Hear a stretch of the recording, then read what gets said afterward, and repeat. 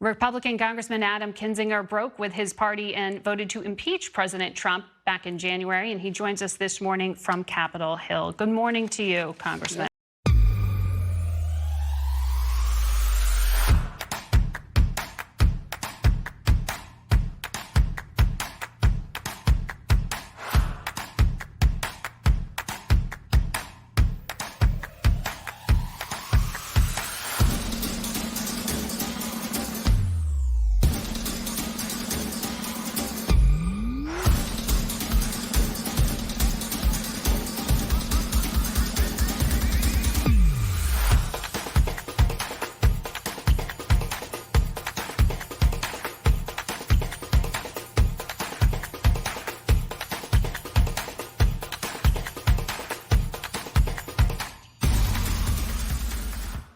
Good morning.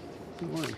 So we're spending a lot of time talking about your party today, which I know you're spending a lot of time thinking about the future. When the former president takes the stage at CPAC, he is expected to say, according to an excerpt of the speech that's been released, that the Republican Party is united. Is the Republican Party united? No, I think there's, we may be united in some areas. You know, we don't have to agree with everything the Biden administration is doing, so there'll be opposition, so unity in some of that. But I think in terms of what is our vision for the future, certainly not united. I think we are a party that's been, for too long, peddling in fear, using fear as a compelling way to get votes, and fear does motivate. But after a while, fear can destroy a country, it can destroy narratives, and it can destroy a democracy. And we have to quit peddling that. And I think what you're going to hear from the president at CPAC today is self-congratulations, no ability to recognize the fact that we have lost the House, the Senate, and the presidency because of Donald Trump. And you're going to see a lot of fear.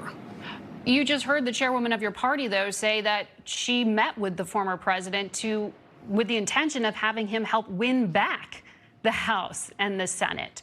So she's believing that he's a force to bring people to the Republican Party. Well, I think he is. I think certainly he's got, a number of people that follow him and are motivated by him and compelled by him because there's been no competing alternative vision. To win a narrative in a party, you have to present a competing alternative narrative when you only hear from Donald Trump.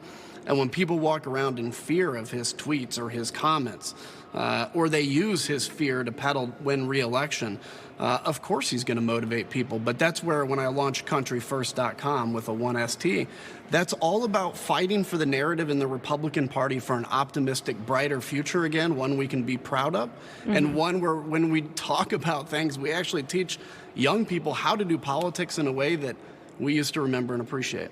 You're talking there about the Political Action Committee that you have founded. So that's part of what I was talking about earlier with some infighting. How are you going to pick candidates? Is there anyone you see, for instance, in the Senate right now? We know Minority Leader McConnell said there are at least 4 senators he has that are going to run for president. Any of them have the kind of vision you're calling for? Not that I've seen. I don't know who these senators are that are going to run. There are a few that I really do appreciate in the Senate. You think of like Ben Sasse, of course, Mitt Romney, Lisa Murkowski, those that voted to remove the president particularly, because I think they did it at great personal cost. That shows leadership. There are people in the House, of course.